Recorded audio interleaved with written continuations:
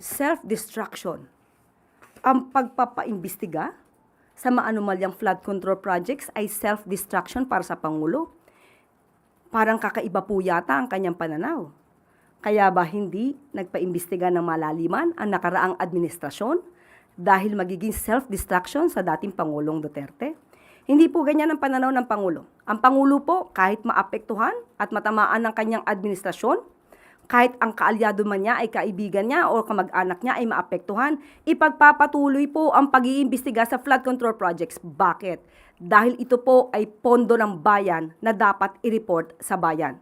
Kung mayroon dapat na managot, iyan ang nais ng Pangulo, dapat na managot. Hindi dapat na tinatakpan, hindi kinakailangan na magkaroon ng cover-up. Ang Pangulo po ay hindi namumulitika. Ang Pangulo po ay nagtatrabaho. Kitang-kita po natin yan sa mga report na ibinibigay namin. Although pilit na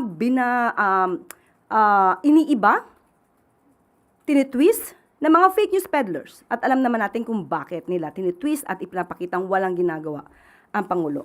Hindi maapektuhan ang Pangulo sa mga personal na galit, personal na interes, personal na ambisyon.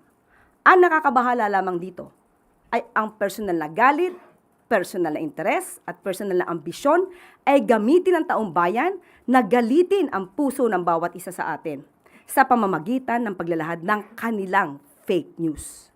Yan ang nakakabahala. Kung ano man po ang ninanais nila sa gitna ng krisis sa Middle East, yung maaga nilang pamumulitika, yung maaga nilang pangangampanya, hindi na po yan papansinin ng Pangulo at ng administrasyon na ito. Dahil ang Pangulo po ay tutok na bigyang solusyon ang nararanasan natin dito sa krisis sa Middle East. Kung ano man po ang nais nila at kung ano ang nais nilang ipakita sa taong bayan, ang Pangulo tutok lang sa trabaho, walang bakasyon, walang pamumulitika.